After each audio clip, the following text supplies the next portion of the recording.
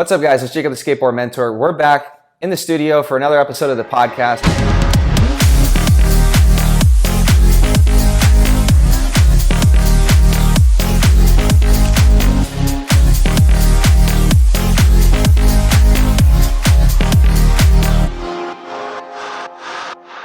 What's going on, guys? It's Jacob, the Skateboard Mentor. I'm sitting here in the studio with the top producing real estate agent in Phoenix, who's also an underground skate rat, Colby Barnes. I'm super happy to have you on, man, to talk business, skateboarding, and just share some values that you've taken out of life and how we relate it to skating, man. So thanks for coming on. It's a pleasure to be here. Thanks for having me. Yeah. So tell me, bro, I always want to kick this off on just how was skateboarding brought into your life, and just take me back to when you started, how long ago? Skateboarding found me in a very peculiar way, mostly because it was the cool thing to do in middle school. Mm-hmm.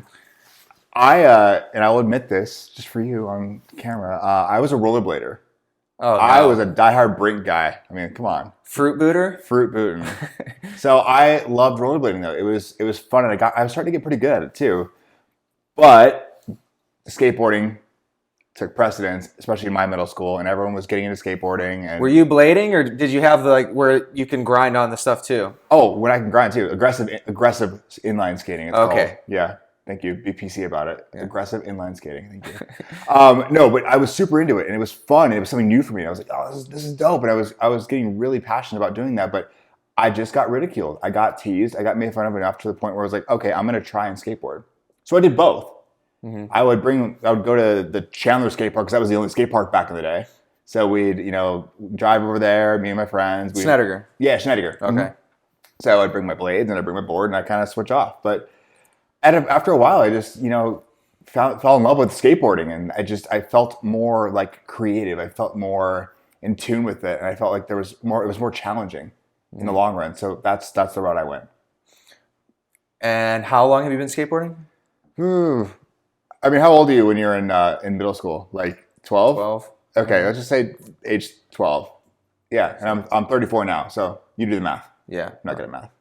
That's like 22 years. Is it? Something like that. Okay. Wow. It's been a while. Yeah. Mm-hmm. And dude, that's crazy. I've been skating now like 16, coming on 17 years. Heck yeah. My park was nothing like Snedeker. I grew up skating in Illinois, mm-hmm. and it was like a metal prefab park with like gravel. We called it Pebble Park because anytime you go in there, you just hit a pebble. Or I remember I broke my elbow just going up to the spine, hitting a pebble and going right into the spine. Is that why you like Tempe 3 so much? T3 is it's I don't know, nostalgic. I hope that park just explodes. You don't like it. I know you don't like skating there. That and the wedge can just burn. But no, at least the ramps at Hudson, it has flow. Or it has a name. What do you mean? Tempe 3 has a name? Hudson Park. Oh, yeah, cool. Right there.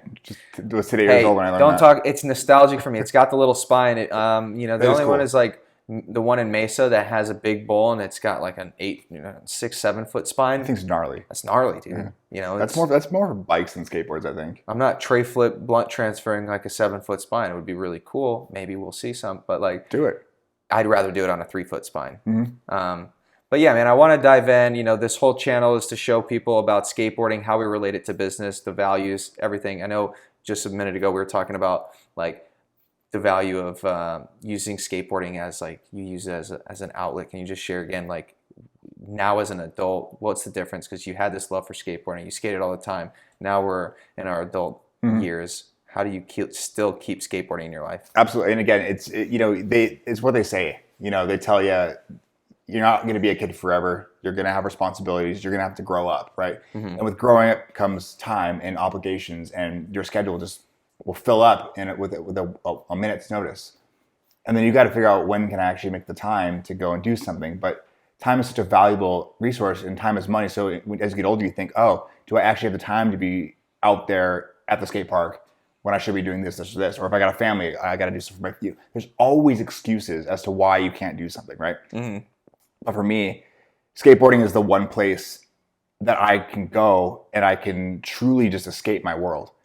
When I walk through the gates, when I step on the board, when I just see the cement, when I see the other skateboarders and scooter kids, whoever else rolling around, I forget that I'm even a real estate agent. I forget that I'm even like a person. I just remember that I'm just this diehard skater that loves to do what he was passionate about doing when he was 12, 13, 14, even into my 20s, right? Mm-hmm. And that is the place where I go. I hang out with my friends. We just shoot the breeze and we do some tricks and we unwind. I'm not there to like go kill myself or like film a video part. I'm there just to go be on a skateboard and just escape my reality. It's so important to have a hobby, a passion, an outlet, because you need something to escape that. Otherwise, you're just going to be stressed all the time. Yeah, and I recently started getting into like breath work, meditation, and it's almost like that. Everyone that I talk to, that like with Mike Shapiro or all these people who are growing in ESW and the connections, that's the number one thing that I'm seeing is like they use skateboarding as a form of meditation. It's an escape because you're not thinking about anything else when you're throwing yourself down a stair set or hitting a box. Like even the littlest things, it's just being in the moment. And I'm curious, how has that escape and being in the moment allowed you to excel and use that as fuel for business and what you do with like real estate? Because without it, we can get caught in the noise, and I feel like we do need that escape to just like breathe a little bit, take a step back. It almost provides like clarity for work. It's so funny how skateboarding has evolved for me as I gotten older, because in my youth it taught me patience, it taught me persistence, it taught me almost like a work ethic, right? Mm-hmm. Because we were filming video parts, we were filming montages, we were doing stuff to excel. And I mean, our dream, we all wanted to be sponsored pro skaters, right? That's what most kids get into it. That's what they want. Yeah, they want that shoe sponsor. They want to be mostly New Balance, but they want to go out there and they want to kill it and they want to do this, right? But as I've gotten older, I've obviously that's an unrealistic vision for me now to want that. But what it has taught me is still the patience. But again, it's taught me the ability to escape my mind. And depending on what job, what career, entrepreneur, 9 to 5, whatever you're into, that work, it looms over your head. And a lot of people can't break away from that. They take it home. Mm-hmm. You have to be able to escape it. But it's taught me the skill to also not only breathe and just be more present in the moment, but it also kind of anxiety relief. I don't need to be on any prescriptions for that, because I can just go skate. And it also is a way to kind of take out, what's the word I'm looking for? You take a slam, for instance. If you fall, it hurts. I mean, it really sucks, especially when you get older. But in that moment, that's all you're thinking about. And then you think about, crap, now I want to land it now. Yeah. So it also brings up a kind of a youthful, it brings joy. It sparks dopamine. Is it dopamine? Yeah. Serotonin. Yeah, serotonin, dopamine, adrenaline. It just gives you all those things that you're not getting, working at a desk or whatever it is you're out there doing. Like, I don't get the same high I get from closing a big real estate deal isn't the same high I get from landing a kickflip even down a curb. Right? Yeah. It's a challenge for me now, but it's a challenge that I accept. And when I do it, just knowing that I can still do it makes me so fulfilled. Did that answer the question? Yeah, 100%. Okay. I'm curious, like when you do want to learn a trick or just land a trick now, I know you don't need to be pro and start learning a bunch of stuff, but it's almost when you're not getting something, it frustrates you. Is there any doubt in your mind skating wise? And I know for me, like I just do something until I'm going to get it, and I want to get it just for the satisfaction of getting it. Maybe that's for film or just because I want to land this thing, mm-hmm. And it's frustrating. Like I keep doing it, I'm so close. I land 1 foot or I slip out. I land it and whatever, toe touch, or I got to clean it up. But then do you have that? Do you feel that with skateboarding? And if so, does that relate with with the doubt or like with business? Is there any other option but succeeding, whether it's just a kickflip off a curb or like closing some big, house deal? I think I'm more invested into my career than I am into skateboarding now. So if I don't get that trick, I'm not going to I'm going to think about it for a while because I want it. Yeah. But I'm not going to risk breaking a leg, hurting myself. Yeah. And I'm outweighing the options, right? Mm-hmm. I mean, if I'm close, if I'm on the cusp and it's challenging, I'm probably going to give it a few more goes. Or I'll just keep working at it because I'll just say, hey, I'll get it the next time, or I'll get it the next time, and I'll keep trying it. But with these real estate deals, I don't have that luxury to keep trying. I have to succeed, or it's an all or nothing type thing. That's interesting. And do you think, again, just take yourself back to being a kid skateboarding where you were willing to, break bones and just go for it. do you think that subconsciously was like adopted now with that mindset, or did you always have that? Is skateboarding the reason for having that of like, I'm gonna win and do this, and there's no other option? I think it's helped, and I think that mindset. And I actually, that's really crazy. I've never thought of it that way, but like going through career changes, through jobs over the years. But I've always, no matter what I've done, I've always kept working my way up. Like I've always wanted to do better. I've always wanted to learn more. I've always wanted to train. I've always wanted to work. What can I do to progress, right? And I think that actually stems from skateboarding and wanting something, learning a kickflip, taking it to the next stop down a flight of stairs onto a grind, right? Just the progression. I think that's crazy. I've never thought of it that way. But yes, absolutely. That's why we're here to talk about is relate skateboarding to business and just Wow. where, because Jim Rohn says you got to go through the grades, right? You can't go from first grade to fifth grade. You got to go second grade, third grade, fourth grade. And it's then that preparing that prepares you to be successful. Your fourth grade prepares you for fifth grade, and so on and so on. And high school prepares you for college, and college prepares you for life. And like with skating and whatever you want to do, like I know you said, and we can get into like restaurant industry. We both worked in the restaurant, both worked at the same steakhouse for a little bit, Crazy. like different times. But busing. It's like I don't want to just be a busser. I didn't care what I was doing. I've worked in the restaurant industry. I've sold life insurance. I've sold health insurance. Like I've done website sales, social media marketing, like a whole bunch of different stuff, skate lessons. But it was that same thing of like end goal of I want financial freedom. I want to be able to skateboard. I want to travel the world. I want to help people. So it didn't really matter what I was doing to get there. It was just like one step closer. And I think it's interesting that you can't be the manager of the restaurant without first being the busser, the server, the host. You got to know the front of house, back of house before you can lead. And same thing, like you got to ollie before you can kickflip type stuff. Absolutely.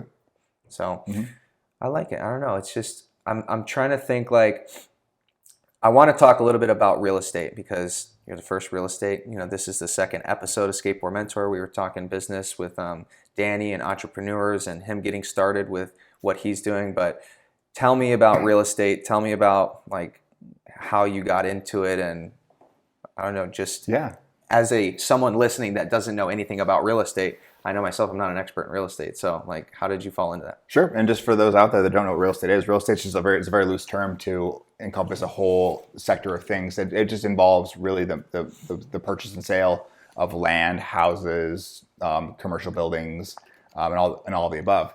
So it's very broad. I mean, I'm personally in the residential real estate sector, so I'm only focusing on homes that either owned by landlords or by end users, right? Yeah. But it found me in a very peculiar way. So my mother has been a real estate agent for 20 some years now. My father is a commercial real estate litigating attorney. So he does a lot of the bigger deals with commercial buildings and like big subdivisions and HOAs, homeowners associations. Sorry, I don't mean to use the jargon. And then my stepmother is actually a mortgage broker. So I've got this whole real estate background that I've never ever tapped into because I always wanted to pave my own path in life. I always never wanted to be my father, never wanted to be my mother. I wanted to be this shining individual of success who made it on their own and didn't have to take after their parents. I don't know. That was just my vision for myself. But I had gone through some crap in my life, some heavy stuff. And so I left what I was doing, my last job, and then I jumped into serving again. I was working at a restaurant in Scottsdale. And I met up with my brother for dinner one night. He was actually a server at the Keg at the time. It's a steakhouse in Chandler, the one you worked at. And we sat down and started talking about what's next because I already made it very far in the restaurant that I was working at. I went from like just starting to being a trainer in a very short amount of time. But I love serving. Yeah. Love restaurants. And so then we started chatting about what's next, and he's like, well, my brother says, well, why don't you think about getting your real estate license? And I was like, I've been toying with the idea, but I don't know. Like, I have to look into it. So, and I was recently seeing someone at the time, and we just barely started dating. And so I, was asking him, I was like, hey, what do you think about me going into real estate? And he's like, I think you'd be great at that. I'm like, okay. screw it. So that very night, I just got my credit card out and I just signed up for classes. So that's Online? Yeah. And Wow. so, this is pre-pandemic. So, I signed up for courses. I went every Saturday and Sunday for 2 months straight. It was an accelerated course, long days, exhausting, but that's how you get it done fast. Excuse me. So we did the school, got through it, failed the test 7 times before I finally passed it on my 8th try. It's a hard test, just in case anyone's wondering. 8 times. 8 times it took me to pass that thing, and I passed this. So you have to take the school exam, and then you have to take the state exam. And you paid for it each time? Not the school exam. The school exam you can take unlimited tries. The state is the one that costs you $75 a pop. And at the time, 8 times? No, state I passed first try. Oh. The school though took me 8 tries, but that so prepared me to go take the state exam. Yeah, and you were knocked it crushing out. it. I literally was screaming when I got my score. I walked into the front desk, and because the front desk receptionist gave me your score, she's like, "You got the score." I'm like, "Ah!" And I could tell people in the other room taking the test were like, "Did someone just die?" It took me 4 tries for my life insurance. Yeah. Yeah. So these tests aren't meant to be easy. Not at all. And I think I passed by 2 points. That's important, I think, to note and point out, because that's not something small, right? You could have given up after the first one, the second one, the third one. And I almost did. It's funny, you see, because you've gotten to know me a little bit, but where I was then mentally, I was defeated after my 3rd try. I literally was in tears and was like, am I stupid? Because I was always right on the cusp. I was always so close. I think you needed a 75. First try, I got a 74. Second try, I got a 72. Then I got a 73. So I was right there, but I just couldn't get above that bar. And it was so defeating. So I tried it again, failed again. So you can imagine where I was mentally. All the meanwhile, I'm still, waiting tables, trying to stay afloat, make it, figure out what my next step is. I was like, okay, well, it sounds like real estate probably not going to work out for me. I can't pass this stupid test. But you have to pass the test in order to get your certification to go take the state test. So I couldn't just be screw the school and go take it. You can't do that. There's no bypass. So anyways, finally on my 8th attempt, I walked out and I got that score that I needed, and I was just in utter shock. And I was like, I'm so glad I didn't give up. Now let's just go take the state test, right? So that's where that's where it all started. And I don't want to get ahead of myself, because I know we're going to talk about kind of what led to where I'm at now, type scenarios, connections and stuff. So that's kind of where this is going. But okay. No, please continue. Okay. So the only caveat about getting, and I'm sure life insurance is like this too, you get your license, so you're all equipped with the laws, with the commissioner's rules, all the stuff that keeps you legal, right? Legal, yeah. Or the legal definition of what an acre is in square footage. I mean, they teach you all these things, and you're just okay, but how do I apply this now? But that's where they're like, ooh, that's not our responsibility, kid. Thanks for your money, though. Yeah. So you're like, okay, where do I go next? So the next step is to go take your new certification and then go interview brokers. So I didn't do that right away. You interview brokers? You interview brokers. So you go, and here's the thing about real estate brokers is a lot of them just basically charge you a fee to hang your license with them, and then they get some of your commissions or whatever. There's so many different brokerages you can go to, but all the big ones have different split structures. And so if I sell this house and I get this percentage of the commission, the brokerage gets the rest type thing. Yeah. So a lot of considerations. But then you got to look for the ones that offer training programs, the ones that offer mentorship, the ones that offer lead generation, or ones that are just flat fee that you pay this amount, but you get nothing, but you get to keep all your commission. And so there's all these different things you can do. So I was overwhelmed from start. Okay, I did this. I passed my test. I'm a licensed salesperson now, but I don't know where I want to go. Now you're in the.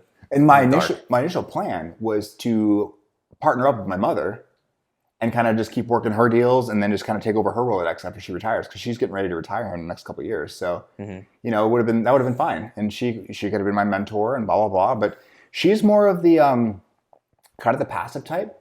She isn't one to go out and market herself, doesn't want to hustle, but establish herself well enough with her clientele where she gets referrals. Yeah. So she's built her career off referrals instead of going out and prospecting, right? Huge.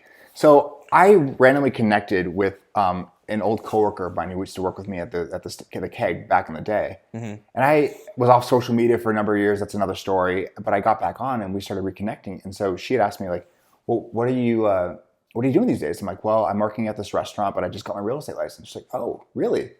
So my fiance is this person who does high-end luxury realty. He just was top 1% agent over Rustline and Sotheby's. And I was like, just, wow, that's awesome. Good for you, good for you guys. And she's like, well, if you'd like, I can set you up with a coffee with him and you guys you can pick his brain a bit. I was like, I would love that opportunity. Like, that's just the mindset where it's like, you go out and I went to business school. I went, so they teach you internships and go out and shake hands and meet people, network yourself, which is an important skill because this got me in the door with my now business partner who took me in with no experience and tried to like put me in this position and teach me these skills, but I couldn't succeed, man. Like I couldn't do what he was asking me to do. And there was a point where he even just said, you can keep like hanging out here, but I don't really have a use for you. And that was like, crap, like stab you. Yeah. Because I'm like in the door, I have this opportunity, but I'm just so in my head. It's, I'm not a caller. I don't like to be on the phones. I don't like to, I'm cool with it now, but then I was like, ugh. Like I barely even want to call my mom. That's how much I'm a text person. Who were you calling? Homeowners? Yeah, homeowners that had expired off the market, meaning they weren't successful.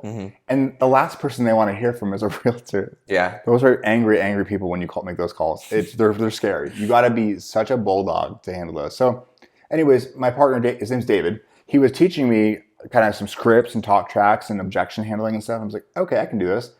So I start doing it, and immediately, no, click, no, F you, like just people just getting so aggressive with me and my poor fragile soul. I was like, I can't do this anymore. So I had a chat with David. I was like, I really don't think I can do these calls. He's like, well, I don't really have a use for you then. You can hang out. And I was like, so he kind of was getting ready to throw me on the curb.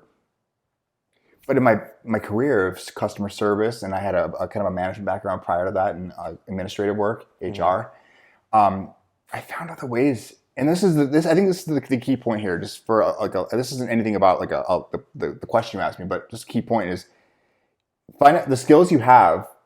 The people that you work with, they may not have the skills that you possess, and you got to find a way to make those skills beneficial or valuable to that person that lacks those skills. Because what I lacked in ability to call or any experience in real estate at all, I have great diction, great grammar. I'm very well versed in English and writing and business writing and overall management organization. So I had a whole plethora of skills that my partner wasn't strong with at the time. And that's interesting. So that's how I stayed relevant.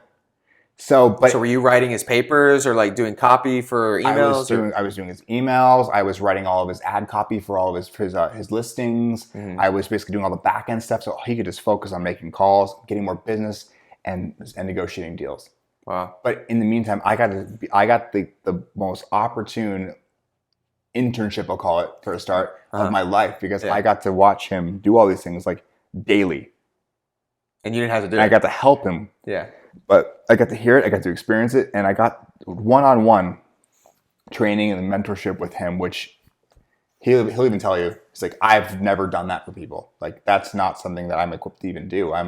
He's a shark. He's a lone wolf. He's always had small teams, but he's been the guy. Just hustling. Like, you work with David, and you are a part of his David Newman Partners is our team, but you are one of the partners, but he is the man, right? Yeah. So that was kind of how it was. And it was just me and this other gal, Rebecca, who was just on his team. And then one thing led to another. I found myself useful. He started throwing me on some deals, on some listings as a showing agent, and taught me more things. And then, we can go way further. But here I am now, winning awards, top 1% agent in the Valley, 3 years in the business. I'm at a place, Jacob, where I never thought almost 4 years ago when I got my license, I'd ever even beat this place in 20 years. So opportunities, that you hear it all the time from motivation people. Every door that opens, take that opportunity. And this is one where I was like, holy crap, there's some meaning behind that. Wow. Thanks for sharing that, man. Like, there's so much to unpack there, but I I think know. I didn't know how to answer that question without it's going like, into a whole story. no, I appreciate it. Like that's so valuable. I think the first thing that comes to my mind is that whenever the relentlessness, you didn't, there was, you took 8 times to do the test, right? And then you passed the other one. But it was, what if you didn't do that? You still maybe would have connected with your friend on social media, or if you didn't go on social media and you had the license, all of these scenarios that played out perfectly that you didn't know were going to play out perfectly, like you didn't give up on the test. You decided to get back on social media. You decided to reconnect with this old friend that just so happened to have this. So it's like everything just kind of fell in place, not because you knew that those were the how, right? Mm-hmm. People ask like, well, how do I do this? How do I do this? We don't get caught up in the how. We just want to focus on our why, our purpose. Why are you doing it? And I think that relentlessness to just accomplish these goals, or like you said, you didn't want to follow in your parents' footsteps. You wanted to be your own person. That was like this infinite goal of yours, and all of the finite pieces just kind of, like you said, when they say those that knock shall find open doors, right? Like those that search will find Yeah. opportunity. And what's crazy is I still did that because I'm different from my mother. I'm different from my father, but somehow I'm still in the same industry. It's interesting, right? But I've paved my own way, right? Mm-hmm. And that's kind of what I still wake up some days thinking, am I going to wake up from this? This is just this dream is this high. It's unreal to feel like this, and to take. And I thought I was a hard worker. I really always thought, I work hard. I've always excel, but I was still one of those. I can't wait to clock out, punch out for my shift, and then I'm just done, right? So the entrepreneurial aspect of it was, again, I got a taste of that with my previous job that I was running all these companies, but because I literally was so stressed all the time. It was difficult running that whole operation. Mm-hmm. But the entrepreneurial side of it is the part where you got to learn, because you are in business for yourself, right? You have nobody to hold accountable but yourself. Yeah. Like David is going to help me succeed, but I am the one that has to put in the work. I'm the one that has to earn that paycheck, right? Yeah. And that's something that it was so new to me, because some days I'd just be like, gosh, I would just love to turn off my phone and just do nothing all day. But that reality doesn't exist in this business.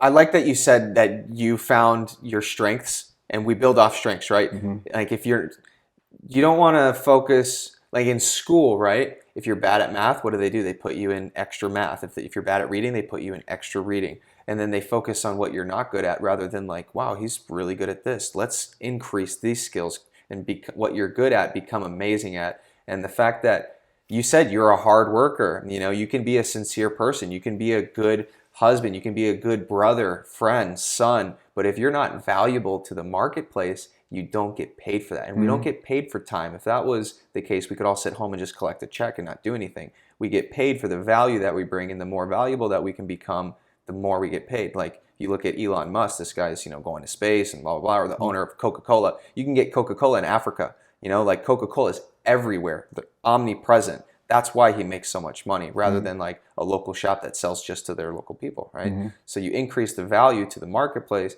So it's interesting that you found that value of what you're good at and merged it with someone that had opposite values, and you want to find people that have different strengths that, because I honestly don't like cold calling. I did so much of it, but then I had to find someone that's like, dude, I need help with sales. And there are people out there that just love talking to people. They love that, like you said, like you get an F you, stop calling. No, no.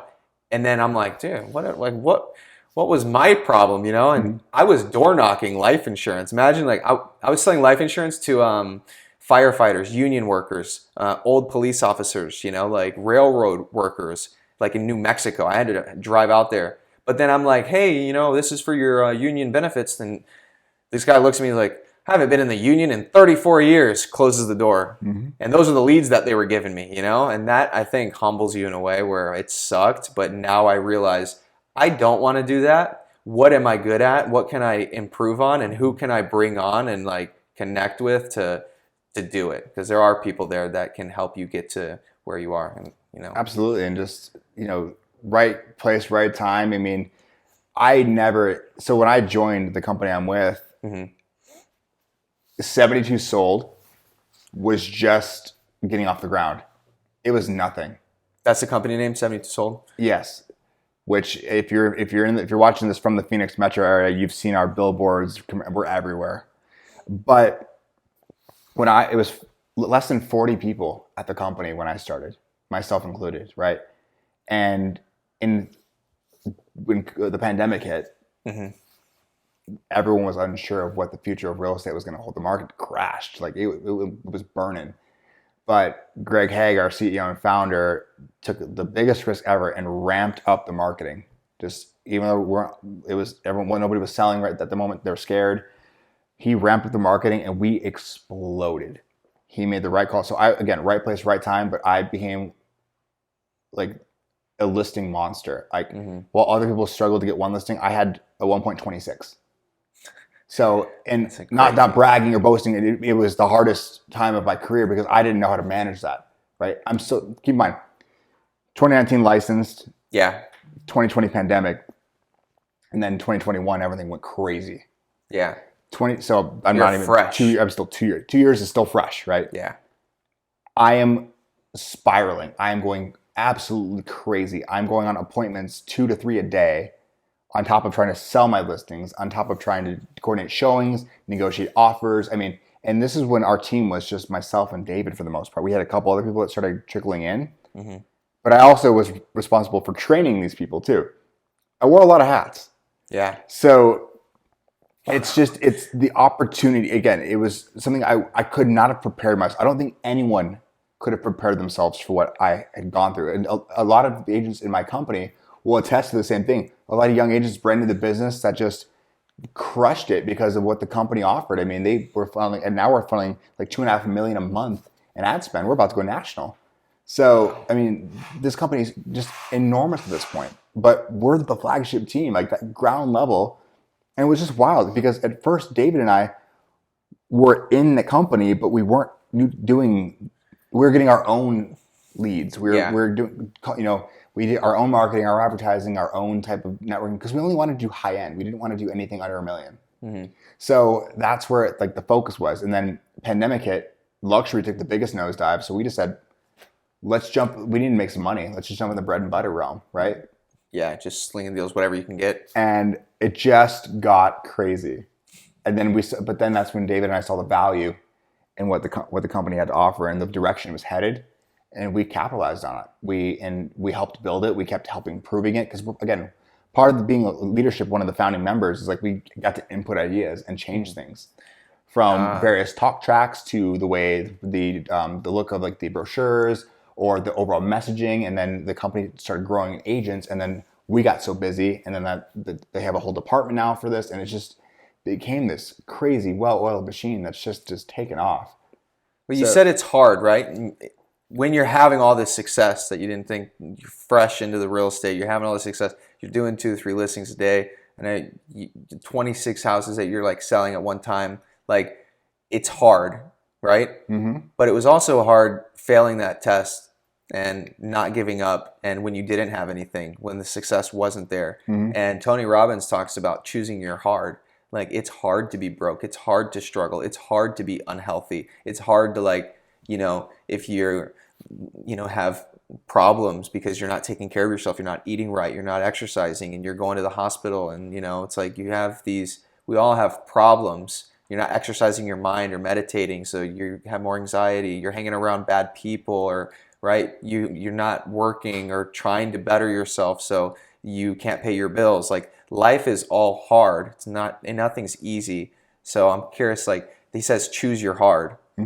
And it's would you, this is probably an obvious answer, but which hard would you choose? And it seems, and relating this to skateboarding, we choose a hard of I've broken this collarbone 4 times. I've had 5 or 6 surgeries, 16 plus concussions, Jeez. Hard stuff. I'm hurting. I had my muscles hurt right now. That's hard. But it's also we want to skate the rest of our life. We want the freedom. We want these things. Why do you think so many skateboarders are struggling and life is hard, and we get this like poor me mindset, and blaming everybody else. It's hard, but we're all struggling. Like my life's not easy. It's not what it seems like on social media. Your life isn't what it seems like.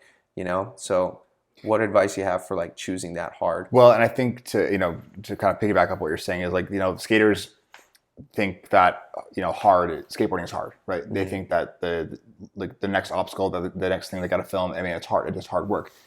They don't equate that to actual work. Skateboarding can, for the select few in life, can be a rewarding career. It can be hard. It is hard work, but it's not hard work.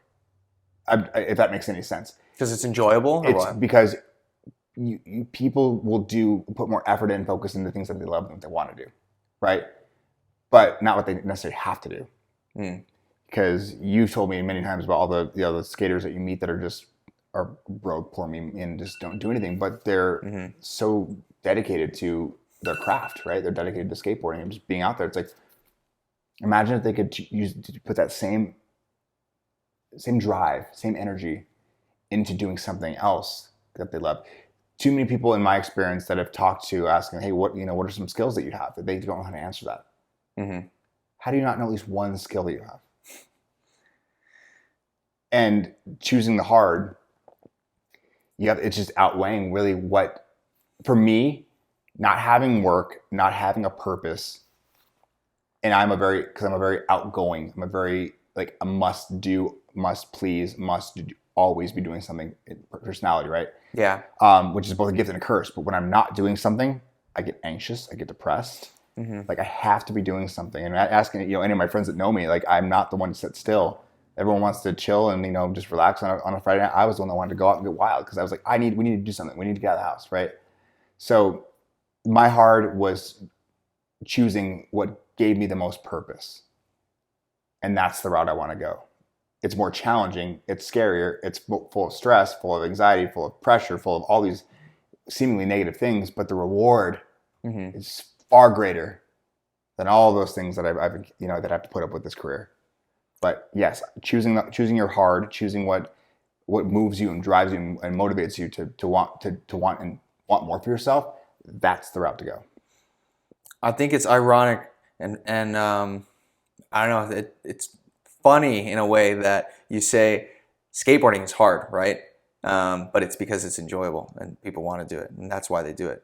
But then with work and all this other stuff, they don't equate that as like because they're not doing what they want to do. They're living some life to just getting by or whatever, and they're not designing their life. And we talked about time management of like you create your life, and if you do make it enjoyable, then it is work. I mean, it's all work, but yeah, you're right. If you hate your job, if you hate your life outside of the park, why would you work hard on something that you don't like? You're going to do the bare minimum just to collect a paycheck and go home, and then you go skate again, and you're working super hard because you enjoy it. But what if we could design that life and get into, you separate infinite goals with finite goals. You might not like the finite things, the things now that are going to get you to what you want to do. Like maybe your end goal isn't real estate. Maybe you just want to get the cash flow to set up investments so you can just have free time to build a family and, live on a beach in Hawaii or something, right? My end goal might not be media. It could be something else. Like I use my media company as a finite goal to give me the cash flow to pay for my infinite goal, to skateboard, to travel, and to help other people through NESW, right? So it's not like NESW right now is making millions of dollars and we can build skate parks. That's where we're headed, and we want to go and build learning centers. But I have to do some dirty work and things that I don't really care to do, like take care of clients and posts. And it was the restaurant industry. It was life insurance, health insurance. I didn't want to be in a call center for Blue Cross Blue Shield, right? But I did it because I was drawing a monkey on a notebook, and I had this vision of a skateboard, right? And I do the things that are hard for, like you said, your purpose, your why. But look at you now. So back to the skateboarding thing, because essentially, if every skateboarder thought to themselves, "I am a business, I'm an entrepreneur," what about what they're doing can they take and can they monetize off of? How can they survive off of that? If they can figure that out, then It's valid. Be a skateboarding entrepreneur. Look at what you've done, or the gentleman you had before me, or even what's another good example?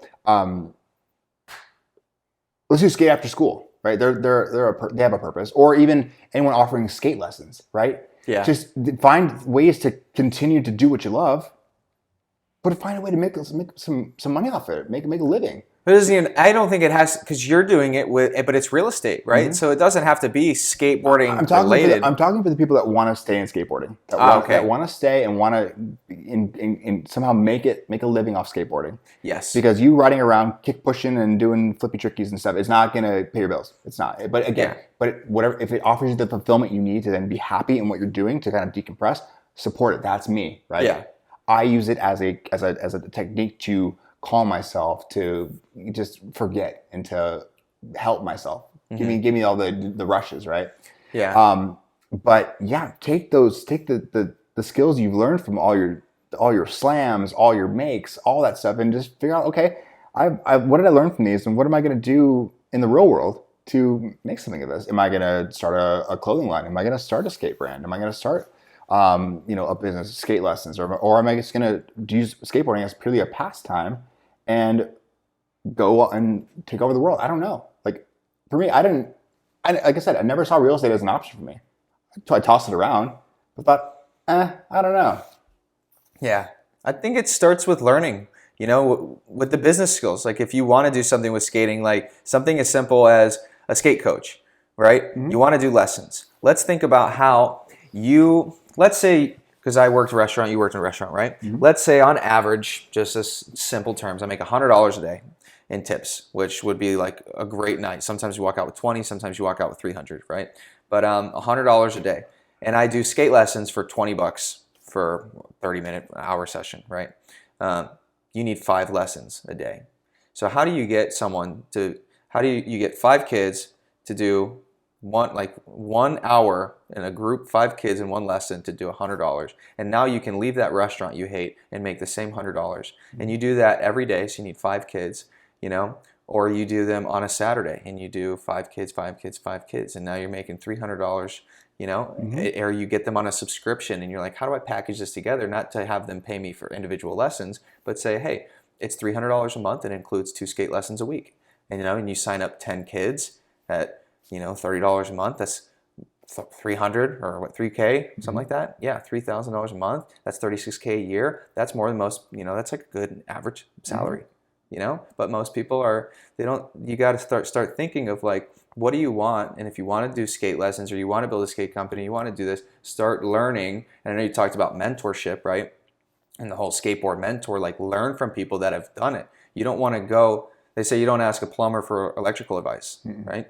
I'm not going to ask someone who's, been divorced 15 times on what does it mean to be with the love of your life for, a long-lasting marriage. Like, they don't know about that stuff. And too many people are taking advice from their friends, their family, that they're not where they want to be.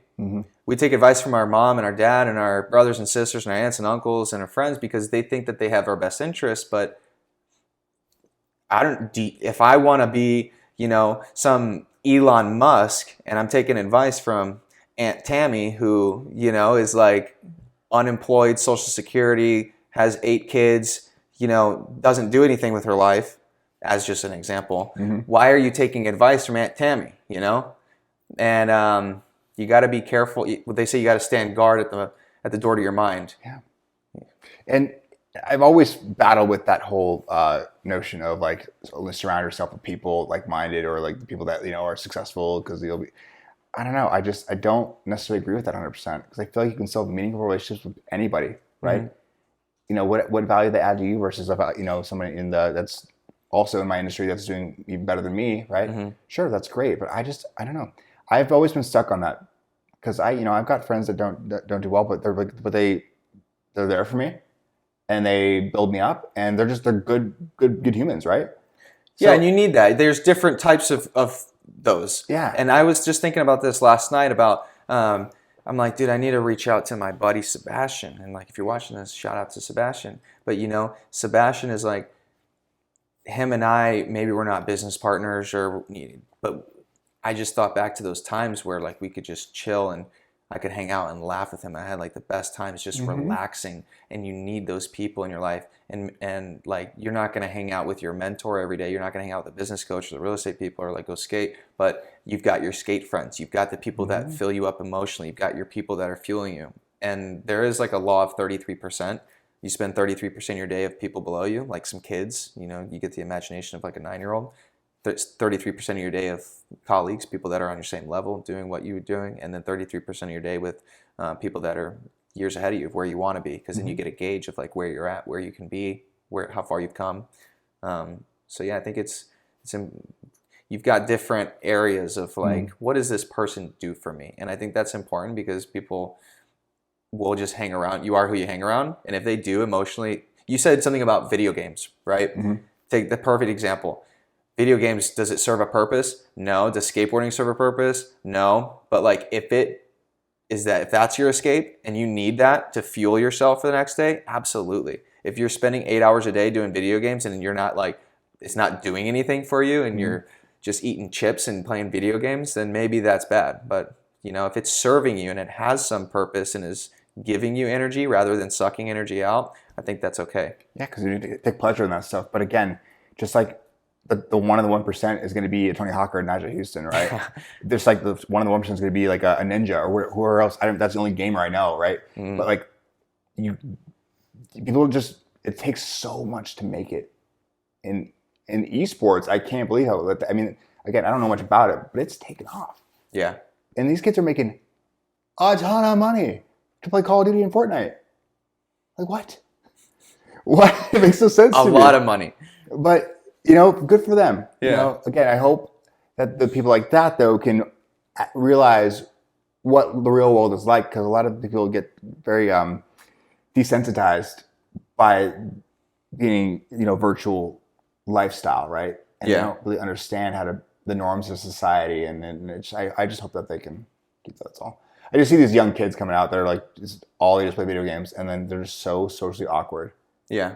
And I'm like, do you not have other humans to talk to you? Oh yeah, I've got my buddies, and you hear them talking on microphones and headsets, like, blah, blah, blah, blah, but in person, like, yeah, total introverts. So it's in them. It's in them, but they just don't know how to equate it to a face to face, right? And I don't know. We're getting off on a tangent here, but that's, I don't know. Real estate. Real estate. Yeah. I'm curious, real quick, Roman. Are we good on time? Yeah. Sorry. Where are we at? Just. Because I got that alarm that went off. I have to post this thing for this client. 48 minutes. 48 minutes? So how much do we have left? Like 12. 12 minutes? 15. Okay. Closing thoughts? Yeah, let's just do some closing thoughts. thoughts. To ponder?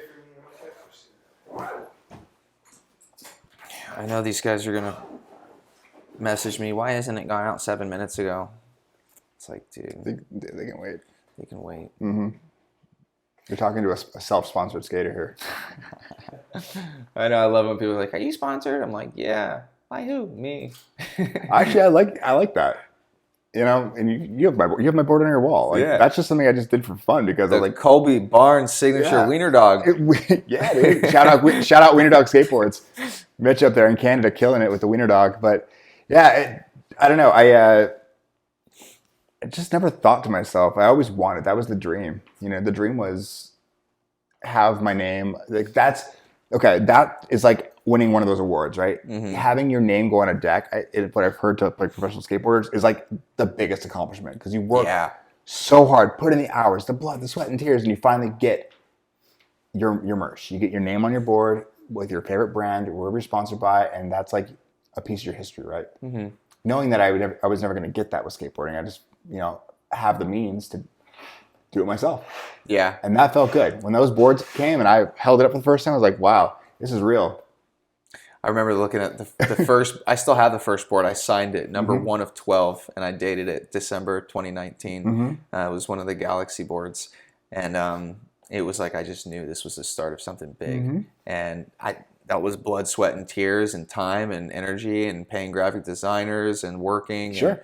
And, it's a lot. And even now we've got, 3 graphics. We're working on a couple more to be pushed out. It's like, I knew the same thing where I'm like, I'm not gonna. Do I need my own signature board and be pro for whatever? No.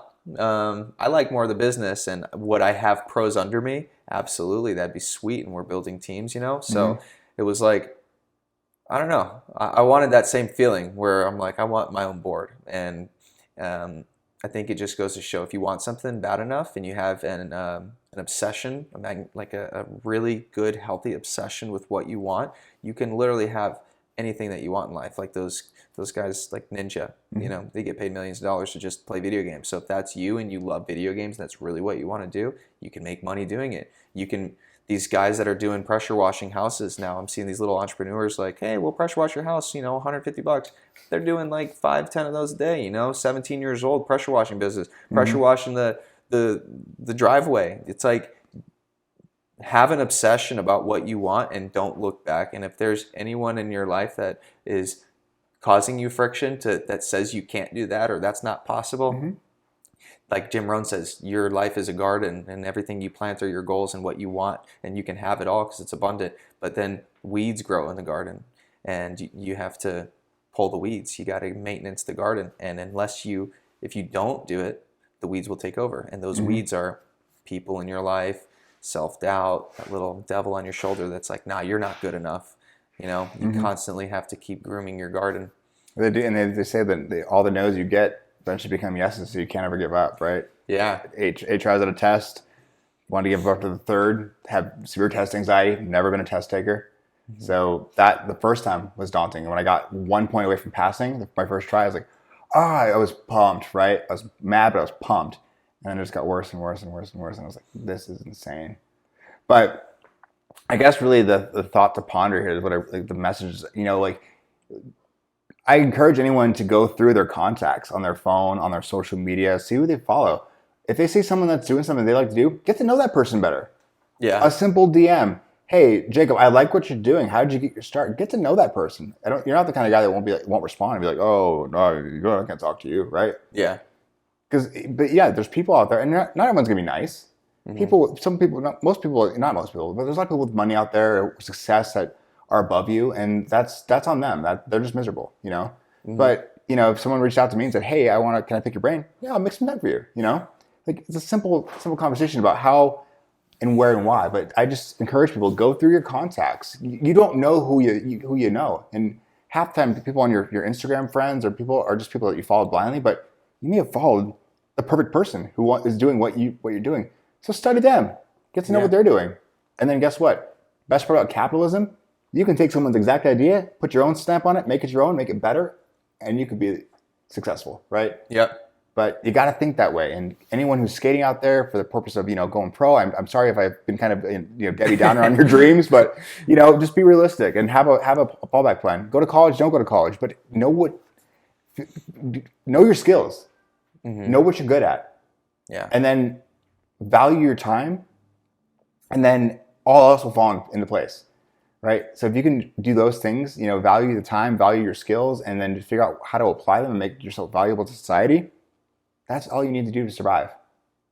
Do you think having a mentor was crucial to your success that you've gotten right now? I wouldn't be where I was. I wouldn't be in this chair today if I didn't have a mentor.